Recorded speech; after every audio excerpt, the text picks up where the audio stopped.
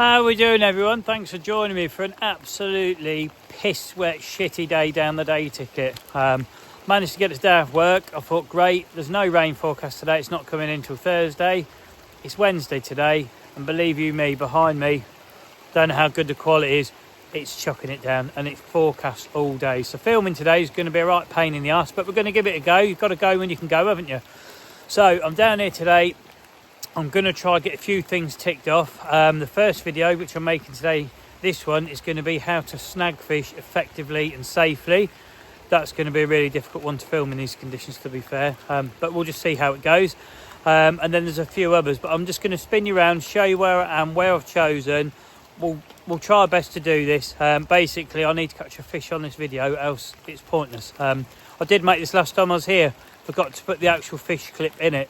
Got home, edited everything, deleted everything, and yeah, done the whole clip, no fish. Never mind. Anyway, let me spin you around and let's get on with it. So you'll see I've got a head torch on because it's not actually light yet. Look at the puddle though. That gives you an idea of how much rain has fallen. It's absolutely soaked everywhere. Tell you what though, them vast boots, can't fault them. I've managed to get this done in the dark, shelter up, etc. We're back in the stump peg. There's a shocker, but I need to be in here for at least 2 videos. So this one and the next one's quite crucial. This peg, or it's a very good peg to be doing it. But let's get back in the shelter because I'm going to be spending a bit of time in here today. But like I say, this video is going to be effectively and safely fishing the snags. Okay, so over the far side there is a snag area. The fish hold over there. That's why it's quite essential to be in this peg, because I know that I'm going to put myself on fish straight away. You can see I've got one buzzer set up with a backrest, something you don't see very often. It's going to be a 1 rod sort of video, 1 bite only is all we need. I'm just going to run you through how I approach it, show some safety tips and just how to effectively catch from that area but not end up leaving all your end tackle out in the bloody lake or tethering a fish or pulling out of a fish, etc. We're just going to get 1 bite, we're going to land it, and that's going to be that. But I'm going to take you through it start to finish. So starting off, I'm sat in the rain. Finish result will be carp on the mat. The in between, no, I'm not guaranteeing how that's going. Anyway, I'm going to get a rod sorted, rig baited. I'll bring you back, we'll go through that so we can do that from in here. But I do apologise, today's videos, the next 3 or 4 that come out are probably going to be really sort of shelterified in the rain, not the best. Can't help it, the conditions are what they are. We're in November now, you know, it is what it is. So let me get a rod sorted and I'll see you shortly. So it's just become light, or hopefully it shows it is that on the phone. You'll see the rain's just, yeah, it's going to be persistent most of the day, unfortunately. But I've got the marker rod set up, I've got my fishing rod set up. Okay, the marker rod we'll go into shortly because that is essential for this. The fishing rod, let's talk you through the fishing rod setup because there's going to be a few people that maybe differ to my opinion on this. Okay, just hear me out first, and then if you still don't agree with what I'm saying, please let me know in the comments politely. And yeah, you could change how I snag fish, but my chosen main line for snag fishing is this stuff. Okay, the KORDA long chuck tapered main line. Straight away people are going to say, well, it's a pre-stretched mono, it's a thin mono. That is correct. That serves a purpose within itself, well, 2 in fact. 1, a pre-stretched mono means there's less stretch, so when you get the bite and you walk back from the snag, there's a lot less stretch in the line to take out. And 2, it's a lot lighter than a normal mono, so that then means I can fish a tighter line out to the snag. Okay, it's going to take you back. The end leader is 047 in 30 pound. Okay, there's 24 feet of 30 pound mono fused at the end of this. So from in between me and that snag, there's 24 foot of snag leader. So to me, that's a really safe end setup because I've got a thick mono. If the fish gets in the snag, which it's not going to because we're going to be fishing locked up, we're fishing a pre-stretched mono, we're fishing a tight line, and we're not going to be fishing stupidly tight into the snag. That's the reasons I use this line, because it has a lot of plus points. I mean, if people out there have got an idea that no, it's not a good line, there's a better way or a better idea, please drop it in the comments below and let me know. Okay, but just have a think on what I've said, because that end needs to be as safe as possible. This end needs to be as tight as possible and as responsive as possible. And this stuff, for me, it does that. Let's talk about the end setup, okay? There's 50 centimetres of the old dark matte tungsten tubing, onto a tail rubber, onto one of the KORDA, they're like the smooth and end ones. These are designed to dump the lead on the take, okay? Lovells is a running rig setup here only, but for the purpose of this video, I've said, look, I'm going to do it. Is it all right? The lead's going to dump instant. And they've said, yeah, in this instance, it's okay. But if you turn up here with this kind of setup, they'll be like, you're not allowed that, you know? So it's not special privileges. It's for the purpose of a video to try and like help people safely fish snags. And it just happens that this particular venue has a perfect snaggy area that the fish are always holding. So that's why I'm allowed to do it. So it's KORDA lead clip, 3.5 ounce distance swivel lead, and then a size 8 quick change swivel. Like I say, that tail rubber is only just going to get pushed on and that lead will dump instantly. That is essential. If you're fishing near a snag, you need to get rid of the lead instant. You don't want anything that could sort of be dragging around, hook up on anything, because you don't know that there could be a rogue branch that comes out, that the lead could get snagged in, and that could cause the fish to pull the hook and you end up just into a snag with no fish on, you know. So get rid of the lead. Rig wise, okay, I'm going to have to bring it out because it's dark in the shelter. It is my normal blowback rig, but a lot shorter. It's 5 inches. Again, I don't want the fish to gain an extra 2-3 inches getting to that snag, so I shorten the hook link down. It's the KORDA Dark Matter 20-pound sinking braid. Big, size 5, Thinking Anglers wide gape hook. They're really, really strong hooks, they are. On there is a 15mm trick nut shelf life boilie out of my bag, and a piece of the old KORDA pink, I think it's fruit squid, slow sinking maize, and a very tiny stick. That is all that is going out there. You know, it's a single bait tactic to get out there. I don't want to put a load of bait in the snags and feed the fish and hold them there. I want one to come out the snags, nick this, hook itself, and we're in, because we're not going to be fishing tightly into them. We're going to be a good half a rod length off them.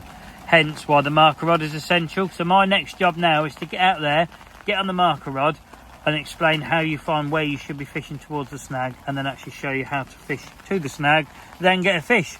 Sounds a piece of piss, doesn't it? What can possibly go wrong? Well, I've been sitting in the bivvy hoping the old rain's going to ease off, and it sort of has. It's come to a mizzly drizzly bit, but filming outside in this is not going to be the one for this phone, definitely not.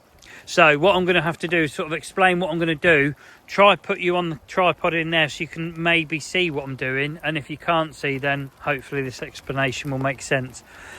I'm going to get my marker rod now, detach my marker float, cast over to the far side or as close to those snags as I feel I safely can, drag it back, make sure it's clear. If I think I can go further, I'll let some more line off, recast again until I feel I'm as tight as I dare safely fish.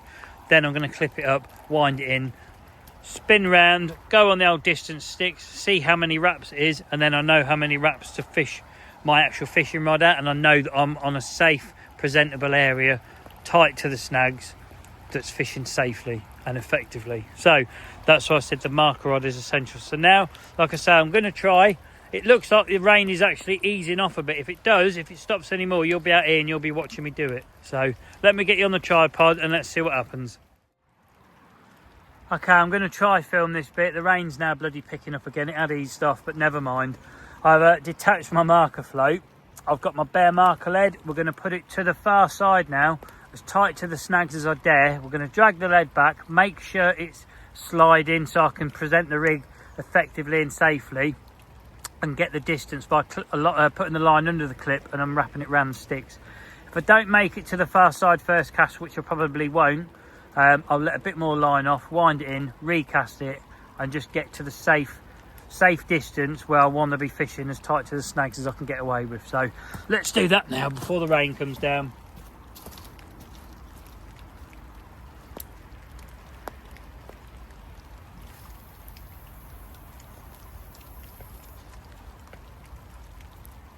You know what, that ain't a bad cast, to be honest. I don't really want to be any tighter than that, as long as it pulls back. Do you know what? That will do me nicely. One cast wonder. So all I'm going to do is clip it under the line clip now, wind it in, and then we'll unwrap it on the distance stick, see how many wraps it is, and I can wrap the fishing rod up to that cast out to the same spot. I should point out, although I'm going to be fishing over there, I'm going to be casting from here because it's just too tight in my swim with the shelter there to cast. So I'm going to be casting from this spot, but fishing from over there.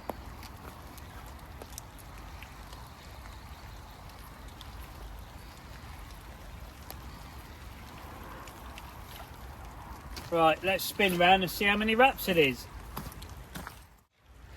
It's a bit tight here for distance stick work, but never mind. All right, let's have a look how many wraps we are. So we are 1, 2, 3, 4. I'll just point out, when your distance stick working, make sure you wrap in the figure of 8, and then it won't all come off when you wind it back on. If you just wrap round and round and round, when you wind in, the whole lot will come off. So that was 4, 5, 6, 7, 8, 9, 10, 11, 12, 13, 14, 15, 16, 17, 18,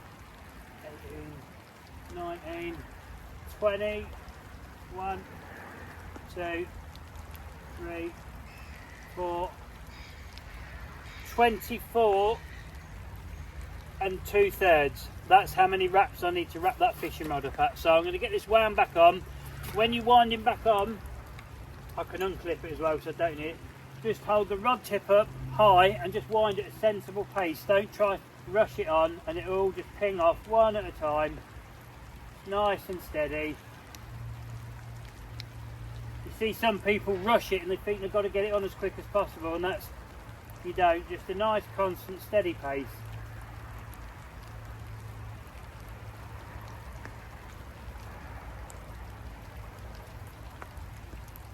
There we go. Right, so we know how far we are. I'm going to get that rod, the old actual fishing rod, wrapped up now, and then I suppose we better get a rod out. But wonder how many water drops you lot have got on the screen. Never mind. I've devised a plan. How well this plan's going to work, I don't know, but I am going to try sort of film me casting in, and then I'm going to put the phone on the stand under that brolly, but it don't look too good in that wind already, does it? But it would be nice to sort of show you the bite, because we're going to be fishing locked up and there's going to be no line taken and that. A lot of people get worried about this bit. They think they're going to lose the rod. So let me just get cast out. We'll get fishing, and then I'll take you down, show you how the rod's positioned on the buzzer, etc. How you fish safely. And let's just see how it goes, because so far this is hard work and we need to catch a fish here, else all this is a complete waste of my time. Okay, let's get this out there then.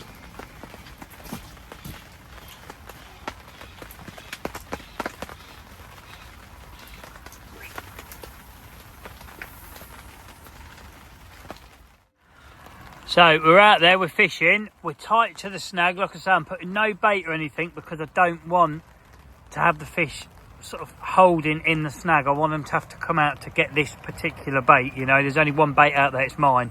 So if they come out and they have it, we're gonna hook one. I've lifted the tip up, which is nothing new for me. I've got a bowstring tight line because, like I say, the leader end, it will be heavier, and that will be sat on the bottom along with the dark matter tubing. Bobbin is right tight. Line is in the clip. Clutch completely locked up, like, well, it is now. It's completely locked up, okay? All that's going to happen on the take is this. It's going to go, the bobbin's going to sort of do that, the line's going to ping, and it's going to do that. The rod is locked solid. Backrest, like I say, it's not going to come out. It looks wobbly, that isn't going to come out. And I'm going to be sitting, let me just pull that back in there like that. I'm going to be sitting there, okay? So if I bring you back in here, I'm going to be sitting this close to my rod. I can pretty much grab it because it is quite a savage take, snag fishing. This is the reason I'm only fishing one rod, okay? I think fishing 2 and 3 rods in the snags is not good. You just fish one, for me personally anyway. But what I'm going to do, I'm going to put you on the stand there now, leave the camera running, so hopefully you can sort of see the bite, see what happens, see my rod doesn't go flying in, and we'll get one on the mat, because all we need to do now is get the take, get a fish in, and that's this video done. So let me get you over there. Right, that's you lot watching that rod. Like I say, how long it takes, I don't know. It could take 10 minutes, it could take 2 hours. I've not set a time limit for this one. It's just going to take as long as it takes because, yeah, the whole aim of this video is to show you how to successfully catch a fish from the snag. So until I catch a fish, I can't say I've done it, can I? So I'll leave you watching these. Let's hope it's not too long. So while I'm waiting for this bite to happen, which like I say could be any second, could be an hour down the line, I'll just take the time as always to say a massive thank you to you lot for supporting the channel in whatever way that you do. Really is appreciated, especially you lot that are subscribed. Thank you very much. If you're one of those, yeah, you really are helping the channel grow. If you haven't subscribed or you're new to the channel, please consider it. It is free. There's no contract. You can unsubscribe anytime if you get bored of watching what I'm messing up. But it really does help the channel grow. But like I say, if you don't want to be a subscriber or anything, maybe give a video a thumbs up, leave a comment every now and then. But again, if you don't even want to do that, you just want to watch in peace, again, you're still supporting the channel just by giving the video a watch. So whatever it is you do, from me, thanks very much. And you'll see I've got my old East Coast Surfer Cup, thanks to Christian. Hashtag massively, don't forget that one. Going to need that today because it's terrible out here. Hopefully you can sort of see what's happening, because it's quite important you do see the bite, because you'll see the rod will just slam down, the line will ping at the clip, no line will get taken. I should point out it's important you have the correct backrest to fit your rod. You get EVA butt grips, you get cork handle ones, you get shrink wrap ones. Whatever rod you have, make sure you have the right butt rest to sit your rod in, because if you don't, it'll be see ya. But anyway, I'm going to sit back in there in the dry, keep watching for this bite, enjoy this coffee. But again, from me, thanks very much for the support. Well, I've managed to be able to take the brolly down temporarily. I've left the pole in case the rain does come back, but yeah, this is taking its time, you know. I thought this would be a really quick bite. We're about 2 hours in now. Don't really know what to make of it. It's one of them, I guess you just got to sit and be patient. It's important to not walk off the rod either. Whatever you do when you're snag fishing, you've got to be near your rod. You've got to be ready. You know, it's like on the edge of your seat kind of fishing. You can't just go wandering off to the van, have a walk to the next swim, have a chat with your mate and that, because yeah, you need to be on it. So when that bite happens, you need to be there as quickly as possible. So yeah, just keep concentration, you know. That's it. I'm just going to keep sitting and watching. Hopefully the rain's going to stop for a bit. Just because it's just a miserable bloody day, isn't it? But come on, fishies, we need a bite, because if I don't catch one, this video yet again is a fail. So I've brought the rod in and I'm going for a trick nut dumbbell now, just with no tipper, no pinkness, no nothing like that, because I'm wondering, is it the bright colour putting the fish off and taking the bait? Because we're 3.5 hours in now, I'm on Lovells main lake and I'm fishing to the snags where the fish are and I've not had a bite. So something is wrong. The only thing that I can possibly think of is the pink. So like I say, straight dumbbell out there, get it back out on the spot. I'll put you watching the rod and let's hope that changes my fortune, because it's really not going well. Right, let's see if that makes any difference whatsoever, just having a plain bait on there, because the only thing that I can think of is the pink stopping me getting a bite. But I don't know, maybe they're just not having it there. I don't know, we'll see.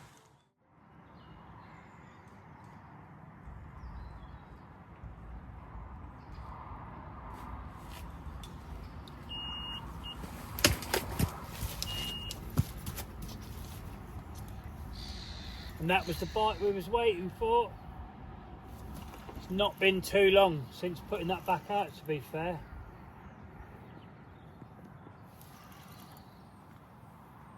See, no line was taken, just one beep, tip bending, that was it. We're getting the fish away from the snag.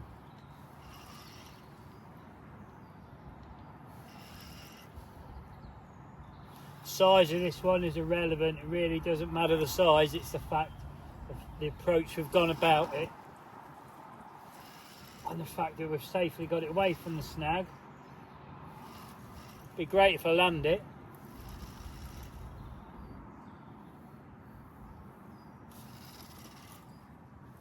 And loosen the clutch off a little bit now. Now we're in open water, it's safe to do so now.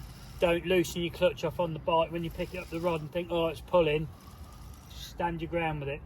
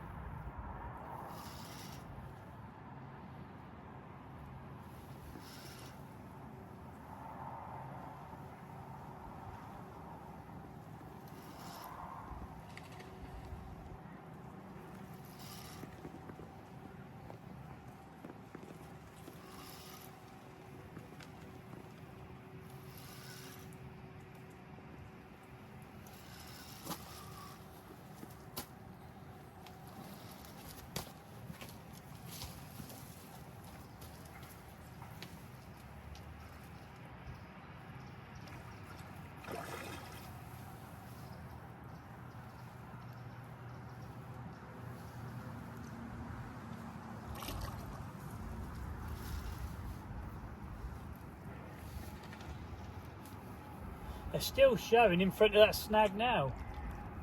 He's got the old dumbbell hanging out, the lead's gone.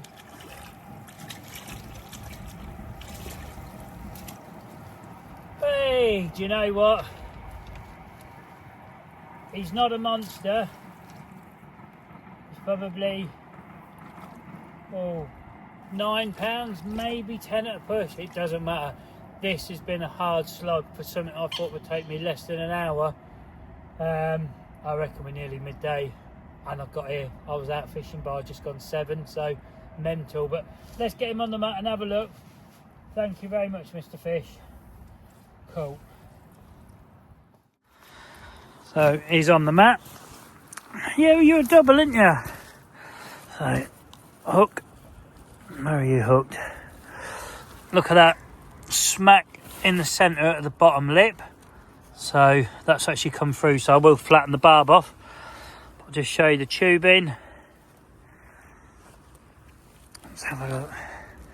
There you go. No lead. Lead is gone. Right, let me. Whoa.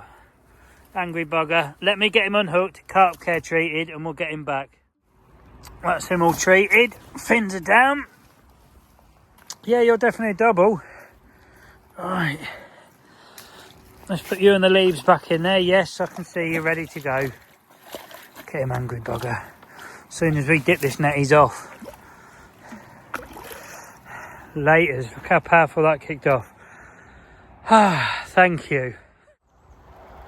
Hey, we got one. Rain's just started again, so I've got to get everything in out of the bloody rain again. But never mind, the important thing is we caught one. It's 12:05. I thought I'd have this done within an hour. So my morning's gone, but it's important. If I don't catch a fish, this video is pointless. It means nothing. So you've seen, hopefully, from start to finish, providing I've not messed the clips up again, how to effectively and safely fish the snags. So if you did like anything, don't forget the old thumbs up, subscribe and all that business. I'm going to get in out of the rain. Again, thanks for watching. Be lucky if you're out on the bank yourself, and if you do have a go at this, hopefully now you've got some idea how to go about it and you get the result we've had, which is a nice fish on the mat. But until next time, take it easy folks. Thanks for watching.